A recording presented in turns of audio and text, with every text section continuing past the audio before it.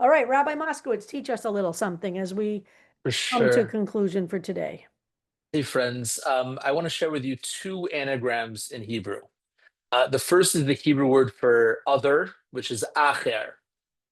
The first time in the Hebrew Bible where the word acher shows up is when Cain kills Abel. And the verse can be read homiletically that because one othered the other, he was murdered, and it's the natural consequence of othering is violence. And rearranged because Judaism sees the Hebrew alphabet as the building blocks of creation. In fact, the very first verse can be parsed Bereshis bar Elokim asked that in the beginning, God created the Aleph and the Taf, the first and the last letter of the Hebrew alphabet, and God spoke the world into existence. So through speech and the power that we have in speech is meant to be creative. So they often represent the spectrum. The word acher, when rearranged, those three letters can form the word oirech, which means guest. And in this week's Torah portion, we actually see Abraham inviting the guests.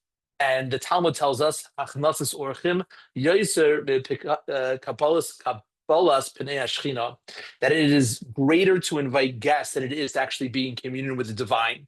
Because the weekly Torah portion opens with God and Abraham in close proximity, and Abraham tells God, hang tight, there are guests coming. And of course, these guests are angels, but in Abraham's mind, they're actually idolaters. The verse says that he invites them and wants to wash off the sand from their feet because they were sand worshipers. And so we can disagree on a lot of things, but Abraham, as a monotheist and idolaters, literal idolaters coming, it's as big as the space gets in terms of disagreements. And Abraham invites guests.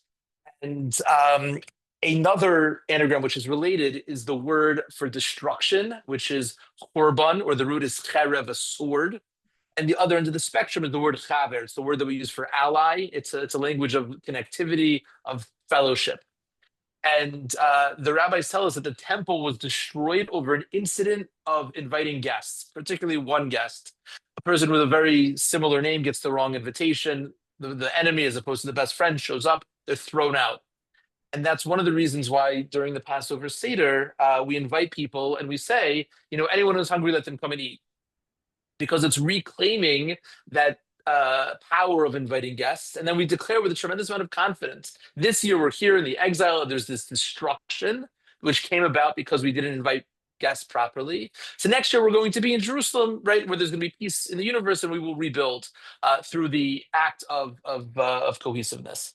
So these truths about the way in which we other or invite people, whether we attach ourselves to be part of humanity, where it's people as defined with having a pulse, right, or whether we exclude people in hyper-specific ways, it's really up to us.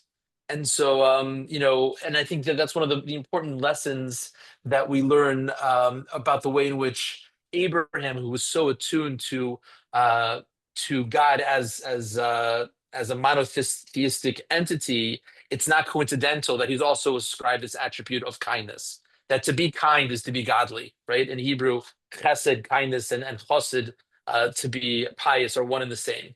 So it's an opportunity, disagreement, seeing the world differently, moving about the world differently. It's an invitation to say, let's get together. Let's in the world of ideas, let's exchange thoughts. But disagreeing with somebody doesn't make them less than. It just puts more of an obligation on us to invite them closer.